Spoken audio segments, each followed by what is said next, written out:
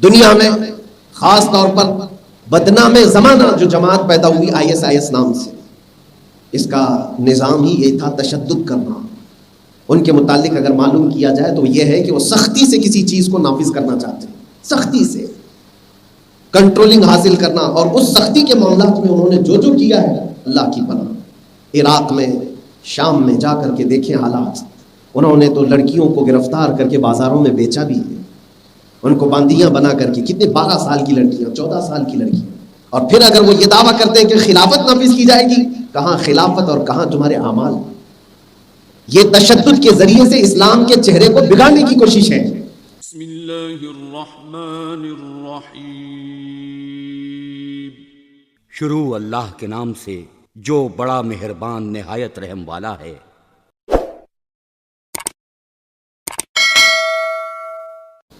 سب سے پہلی چیز یہ ہے کہ جس دین اسلام سے ہم وابستہ ہیں، جس دین اسلام پر ہم زندہ ہیں، وہ دین ایسا ہے جس کے متعلق اللہ خود قرآن میں فرماتا ہے وَرَضِيتُ لَكُمُ الْإِسْلَامَ دِينًا، تمہیں اسلام دے کر میں راضی ہوا. اور اللہ تعالیٰ جس چیز سے راضی ہے اس میں عیب نام کی کوئی چیز نہیں ہو سکتی. اللہ جس چیز سے راضی ہے اس کے اندر خرابی نہیں ہو سکتی. اور دین اسلام سے اللہ راضی ہے. یہ قرآن پاک کی آیت ہے اور سب سے آخری آیت ہے. حجۃ الوداع کے موقع پر رسول پاک صلی اللہ تعالیٰ علیہ وسلم کا جب آخری حج تھا اس دن یہ آیت نازل ہوئی تھی. اللہ نے فرمایا آج کے دن میں نے تمہارا دین مکمل کر دیا اور اپنی نعمتیں تمام کر دی اور تمہیں دین اسلام دے کر میں راضی. اب اس دین کے اوپر جو سوالات کھڑے کیے جاتے ہیں یہ ان کی اپنی سمجھ اور فہم کے مطابق ہوتا ہے. فی نفسی ہی جو دین اسلام ہے اس کو اگر سمجھنے والا سمجھ لے تو میرے عزیزو انسان کی فطرت کے مطابق یہ دین بنا ہوا ہے، اس میں عیب نام کی کوئی چیز ہے ہی نہیں. ہاں یہ ہو سکتا ہے کہ اسلام کی تشریح کرنے والے لوگ غلط آ سکتے ہیں، اسلام کے پرچار کرنے والے غلط آ سکتے ہیں، اسلام غلط نہیں ہو سکتا. یہی وجہ ہے کہ نقصانات جو دین اسلام کو پہنچے ہیں وہ اس کی تشریح کرنے والوں سے پہنچے ہیں. کسی نے اپنی سمجھ کے مطابق یوں بتایا کہ اسلام ایسا ہے تو غلطی اس کی. پرانے زمانے میں ہم نے ایک بات سنی تھی کہ کسی گاؤں میں رات کے وقت ایک ہاتھی آ گیا اور گاؤں والوں نے کبھی ہاتھی دیکھا نہیں تھا. تو گاؤں کے جو مکھیا تھے انہوں نے ہاتھی کو اپنے گودام میں بند کر دیا. بہت اندھیرا تھا، گاؤں میں شور ہو گیا، ہاتھی آیا ہاتھی آیا. سب لوگوں نے شور مچایا. مکھیا کے گھر کے پاس بھیڑ جمع ہو گئی. کہا ہم کو دیکھنا ہے ہاتھی. اس نے کہا کہ سب کو تو نہیں دکھا سکتا، 4 لوگوں کو بلاؤ، میں ان کو بھیج دوں گا، وہ دیکھ کر کے آئیں گے اور تم کو بتائیں گے. سارے گاؤں والوں نے 4 بڑے لوگوں کو چن لیا. یہ سب سے اہم بات ہے، کوئی صرف کہانی نہیں ہے میری. جس کو ہاتھی دیکھنے کے لیے چنا جا رہا ہے وہ کون تھے؟ 4 لوگ تھے. ان سے کہا گیا جاؤ تم دیکھ کر کے آنا، گاؤں والوں کو بتا دینا. سب سے پہلے ایک آدمی اندر گیا. اندھیرا تھا، کیا نظر آتا؟ جاتے ہی ہاتھی کی پونچھ اس کے ہاتھ میں آئی. اس نے سوچا کہ ہاتھی جو ہے ایک پائپ کی طرح ہوتا ہے، ایک رسی کی طرح ہوتا ہے. ہاتھی باہر آیا اور اس کے بعد لوگوں سے کہا. لوگوں نے پوچھا ہاتھی کیسا ہے؟ اس نے کہا ایک رسی کی طرح ہوتا ہے ہاتھی.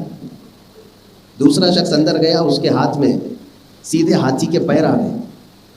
وہ ہاتھی کے پیر کو ادھر ادھر سے ناپا اور اندھیرے میں دیکھ کر باہر آیا اور کہا. لوگوں نے پوچھا کیسا ہے ہاتھی؟ کہا وہ پہلا والا جھوٹ بول رہا ہے، رسی کی طرح نہیں ہوتا، ایک پلر کی طرح ہوتا ہے ہاتھی. ایک گھر کا جو بڑا پلر ہوتا ہے عمارت کا ویسا ہوتا ہے ہاتھی. تیسرا گیا، اس کے ہاتھ میں تو پیٹ آ گیا. اس نے آ کر کے کہا ہاتھی ایک ڈھول کی طرح ہوتا ہے. چوتھا گیا، اس کو سونڈ نظر آئی. اس نے کہا نہیں، ایک تو ہاتھی ایک موٹے پائپ کی طرح ہوتا ہے. چاروں کا اختلاف ہے، دیکھا ایک ہی ہاتھی کو. مسئلہ یہ ہے کہ جو اندھیرا ان کے بیچ میں ہے، اس لیے صحیح معنوں میں ان 4 نے ہاتھی کو دیکھا ہی نہیں. اور انہوں نے آ کر کے جو بیان کیا لوگوں کو ماننا تھا.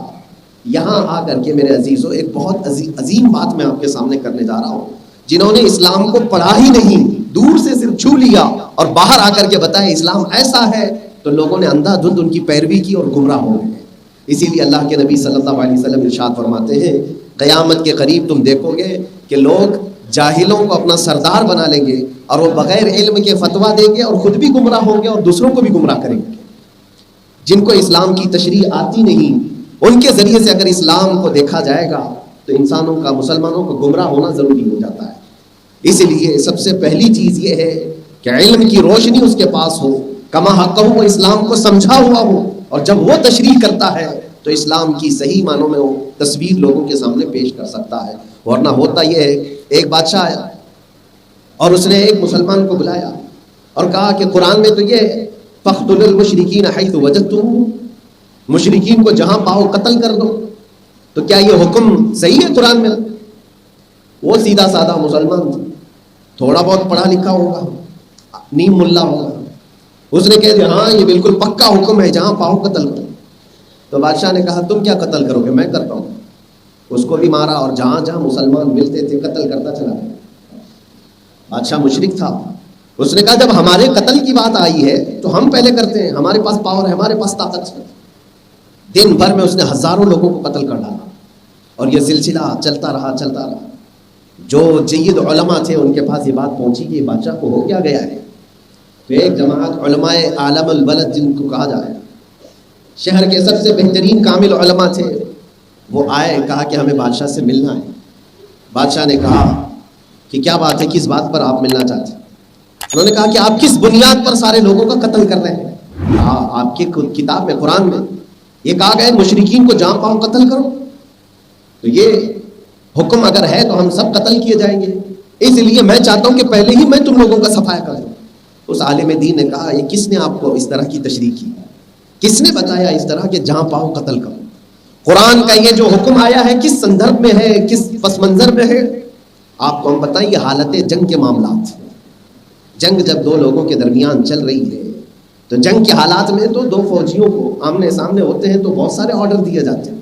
ایمرجنسی کا وقت ہو تو ملک میں بھی یہ قانون لگایا جا سکتا ہے کہ کچھ لوگ اندر گھسپیٹ کر چکے ہیں، وہ جہاں پائے ان کو شوٹ کر، اس لیے کہ ان سے ملک کا نقصان ہو سکتا ہے۔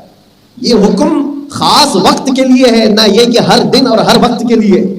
قرآن کا یہ حکم اس طرح عام نہیں ہے جس طرح سے آپ کو پہلے والے آدمی نے بتا دیا۔ اسلام کی اس نے غلط تشریح کی آپ کے سامنے، ایک آدمی کی غلط تشریح کی وجہ سے ہزاروں لوگوں کا بادشاہ نے قتل کر ڈالا۔ پھر بادشاہ کو جب یہ احساس ہوا کہ نہیں، اسلام اس طرح کا حکم نہیں دیتا، یہ تو صحیح تشریح کر رہے ہیں۔ حالت جنگ کے معاملات الگ ہوتے ہیں، حالت امن کے معاملات الگ ہوتے ہیں۔ اس لیے میرے عزیزوں، یہ سب معاملات کہاں سے بگاڑ میں آتے ہیں؟ سب سے پہلی چیز یہ ہے کہ اسلام کی تشریح اگر کوئی بندہ غلط طریقے سے کرتا ہے تو پھر بہت بڑا نقصان پہنچتا ہے۔ آج پوری دنیا اس پروپیگنڈے کو پھیلانا چاہتی ہے کہ اسلام ایسا ہے، اسلام ویسا ہے۔ اس کی بیسک وجہ یہ ہے کہ اسلام کی تشریح کرنے والوں نے اگر غلط طریقے سے تشریح کیا ہے۔ اسلام میں تشدد نام کی کوئی چیز نہیں ہے۔ دو چیزیں میں آپ کو بتاتا ہوں، تشدد اور تسلط۔ تشدد کیا ہے اور تسلط کیا ہے؟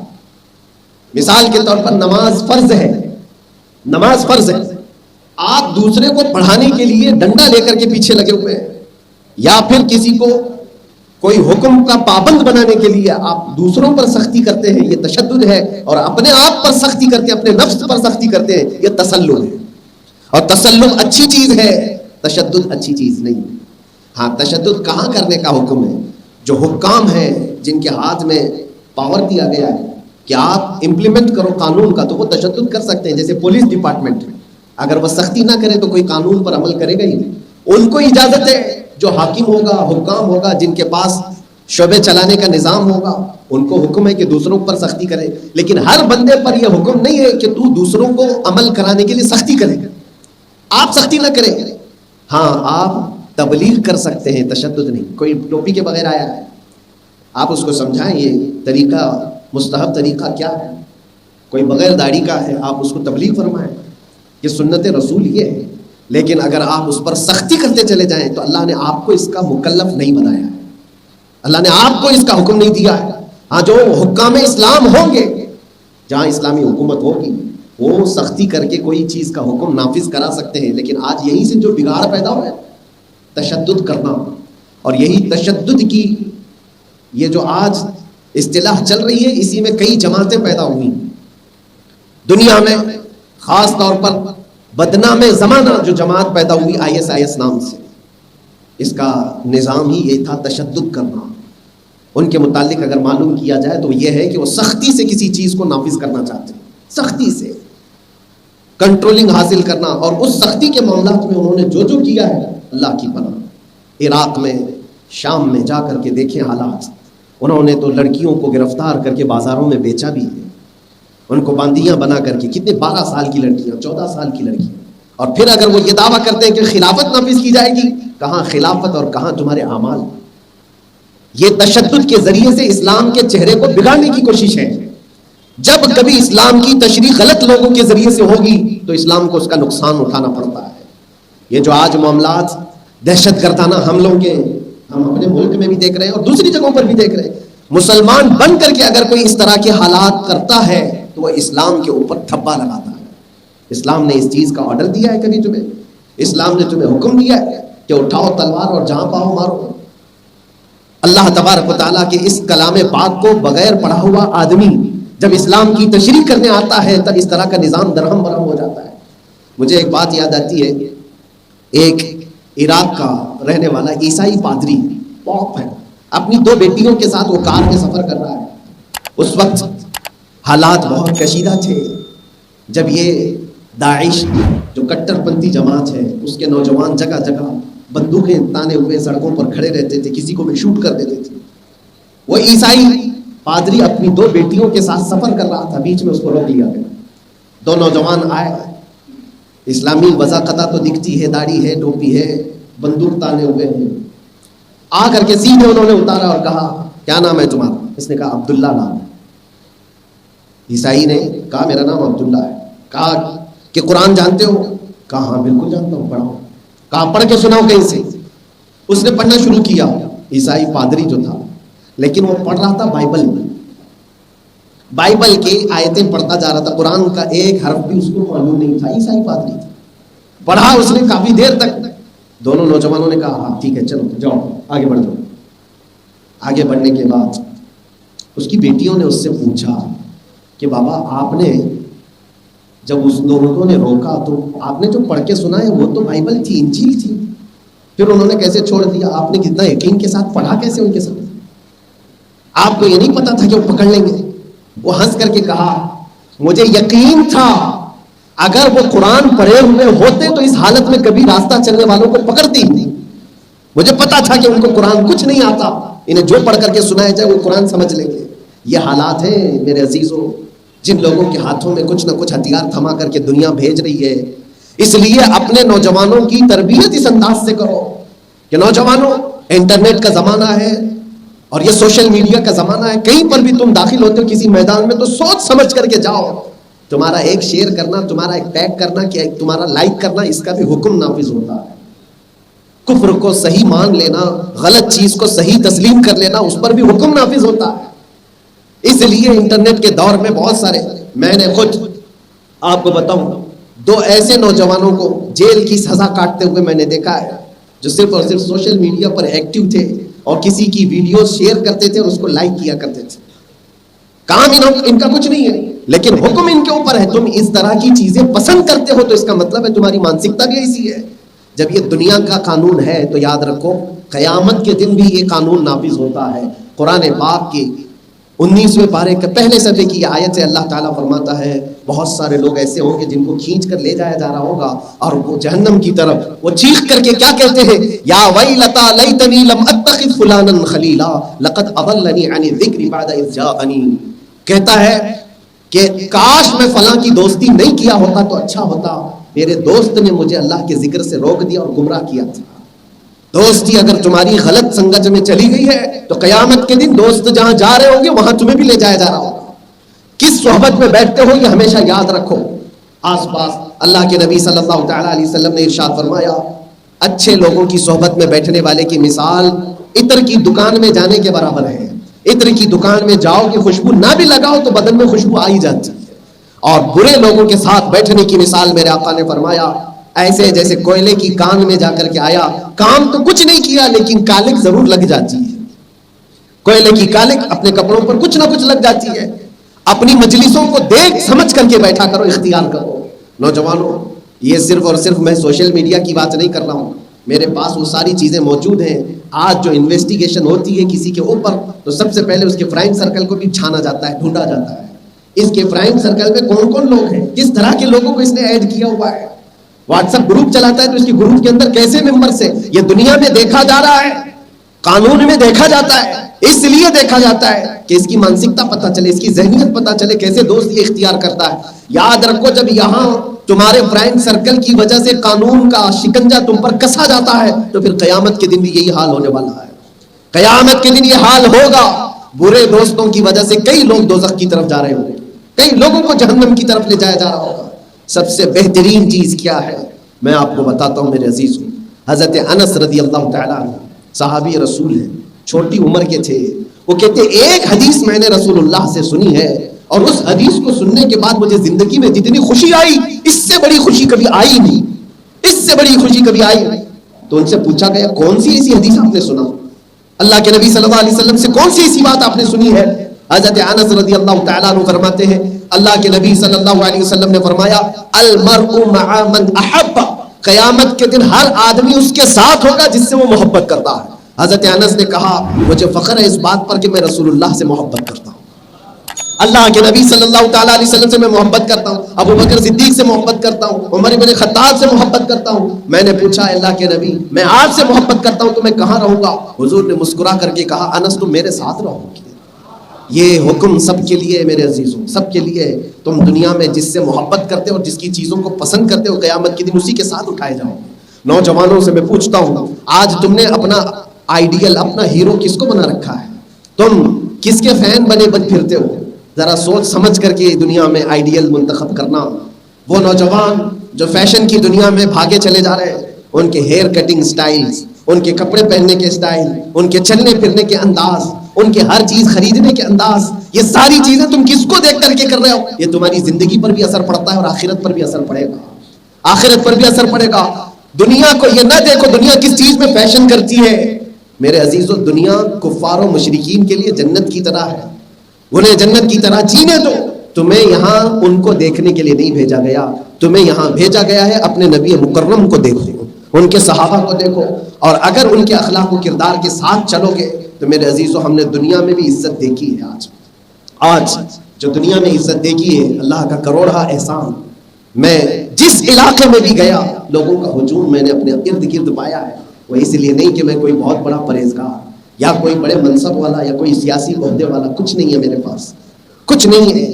میں ایک چھوٹا سا طالب علم ہوں, جنوب ہند کا رہنے والا, ایک چھوٹی سے علاقے کا, لیکن لوگوں کے ہزاروں لوگوں کے دلوں میں اللہ نے جو محبت رکھی ہے وہ نام مصطفیٰ کی برکت سے. حضور پاک صلی اللہ تعالیٰ علیہ وسلم کی بات کرتا ہے.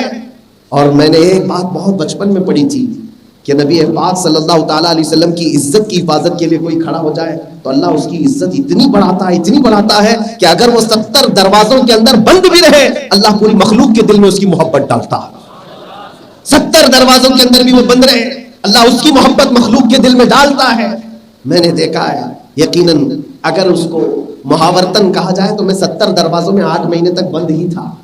ہم پر جو دروازے بند کیے گئے تھے وہ چھوٹے دروازے نہیں تھے, بڑے بڑے تالے والے, جہاں چڑیا بھی نظر نہ آئے, صبح کب ہوتی ہے شام کب ہوتی ہے اس کا بھی اندازہ نہیں ہوتا تھا, نمازیں اندازے سے پڑھ لیتا, سحری اور افطاری اندازے سے کر لیا جاتا تھا, اتنا وقت ہو رہا ہوگا.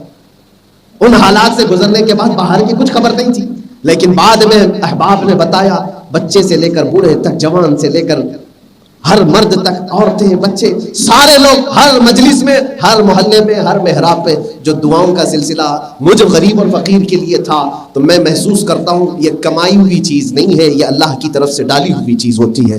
اس لیے میرے عزیزوں نوجوانوں سے میں گزارش کرتا ہوں دنیا تمہیں کوئی تانا دیتی ہو اس کی پرواہ نہ کرو, آؤ رسول اللہ صلی اللہ علیہ وسلم کے اس عظیم نقش قدم پر جہاں کا ہر قدم تمہیں آسمان کی بلندیوں تک پہنچاتا ہے.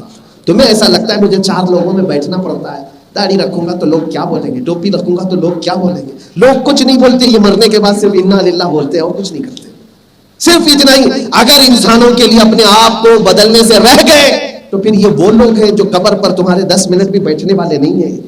حشر کے تک چلنے والا جو سفر ہے تمہارا وہ حضور پاک کے سائے میں ہی چلنے والا ہے. حضور پاک صلی اللہ تعالیٰ علیہ وسلم کی بارگاہ سے ہی یہ سفر ہوگا. آج تمہارے پاس جو چیز ہے اس کی قدر کرو, اور خاص طور پر جو حالات اس طرح کے پیدا ہیں، اسلام کی تشریح سچے لوگوں سے سنا کرو. اسی لیے اللہ نے قرآن میں کیا فرمایا؟ یا ایھا الذین آمنوا اتقوا اللہ وکونوا مع الصادقین. اے ایمان والو، اللہ سے ڈرو اور اس کے سچے بندوں کے ساتھ رہو. اور سچے کون ہیں؟ اللہ کے وہ اولیاء کاملین ہیں، انبیاء اکرام ہیں، شہداء ہیں، صدیقین ہیں، جن کا ذکر قرآن میں آیا. ان کے راستے پر ہی چلنا. گوگل کو اپنا استاد بنا کر کے رکھو گے تو یہ گوگل میپ جہاں لے جا کر پھنساتا ہے، اسی طرح دین کے راستے میں بھی پھنس جاؤ. بہت سارے لوگ آج یہی سمجھتے ہیں.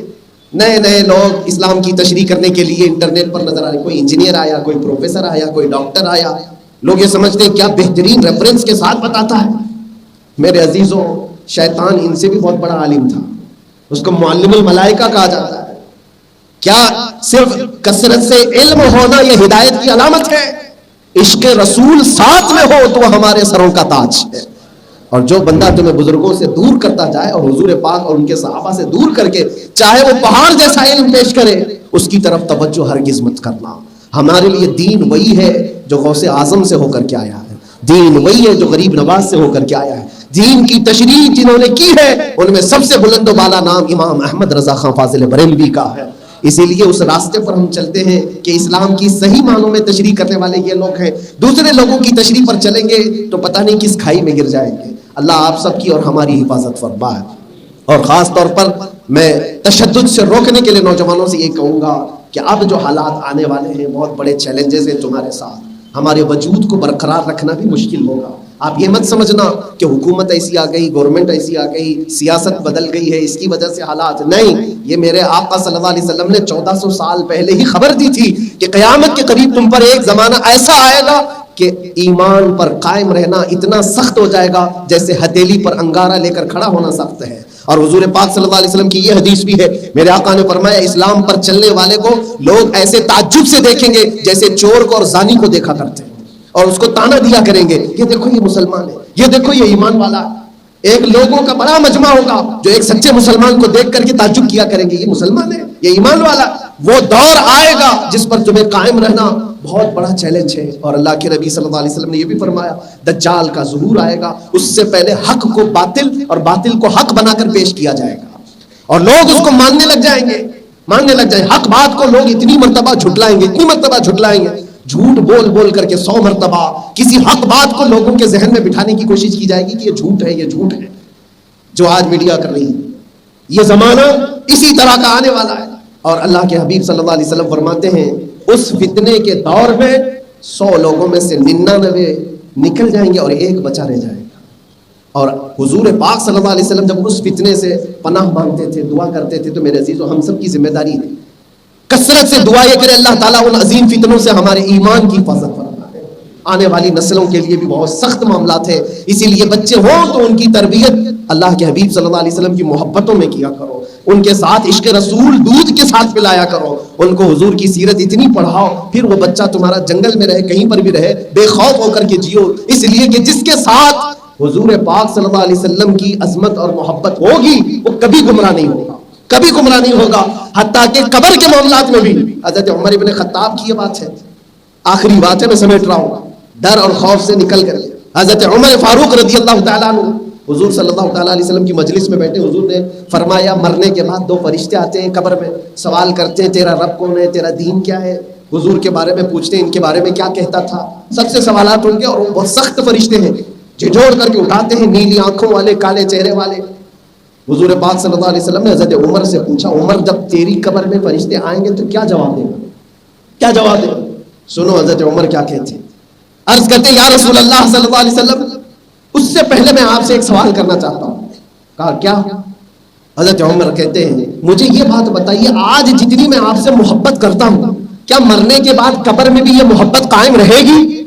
حضور پاک صلی اللہ علیہ وسلم نے فرمایا عمر دنیا والوں کی محبت ختم ہو جاتی ہے، مجھ سے جو محبت کرتا ہے وہ حشر تک قائم رہتی ہے، یہ محبت قائم رہے گی. تو حضرت عمر وجد میں آ گئے، خوشی میں آ گئے اور کہنے لگے یا رسول اللہ. تب پھر فکر کس بات کی، ملک یعنی منکر نکیر قبر میں آئیں گے تو پھر میں اگر آپ کی محبت ساتھ ہے تو آگے کے معاملات کو میں خود ہی نپٹ لوں گا، میں دیکھ لوں گا.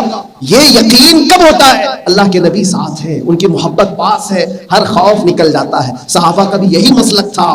جب ان کے پاس بڑی بڑی مصیبتیں آتی تھیں تو وہ یہی کہتے تھے یا رسول اللہ کل مصیبت بعدک جلل، اے اللہ کے رسول اگر آپ ہیں تو ہر مصیبت چھوٹی ہے، ہر مصیبت ہلکی ہے۔ نوجوانوں کی تربیت اسی انداز سے کرو، حضور تمہارے ساتھ ہیں، میں نے اتنے مہینے کاٹ لیے، ہر دن غم کا علاج، غم کی دوا صرف ایک ہی تھی، اللہ کے نبی یاد کرتے ہیں، ہم اللہ کے نبی کو یاد کرتے ہیں، حضور ہمارے ساتھ ہیں، حضور ہمارے ساتھ ہے۔ یہ فکر بچوں کے دل کے اندر رہے۔ اللہ کریم آپ سب کے جذبوں کو سلامت رکھے، ایمان کی مولا حفاظت فرمائے، آنے والی نسلوں کو قیامت تک مولا ہماری نسلوں میں عاشقان مصطفیٰ پیدا فرمائے، ہماری اولاد کو بد عقیدہ اور گمراہ ہونے سے اللہ ہمیشہ محفوظ رکھے، اور کریم خدا ارحم الراحمین ان مسجدوں کی سالمیت کو اللہ برقرار رکھے، یہاں کی اذانیں، یہاں کی نمازیں، یہاں کے ممبر، یہاں کے محراب، یہاں کے نمازی اور یہاں کی تقوی اور پرہیزگاری سب کو اللہ تعالیٰ سلامت رکھے، اور اس مسجد کے ہر سجدے کو مولا قبولیت کا مقام عطا فرمائے۔ رب قدیر احسن الخالقین اس کے خدمتگاروں کو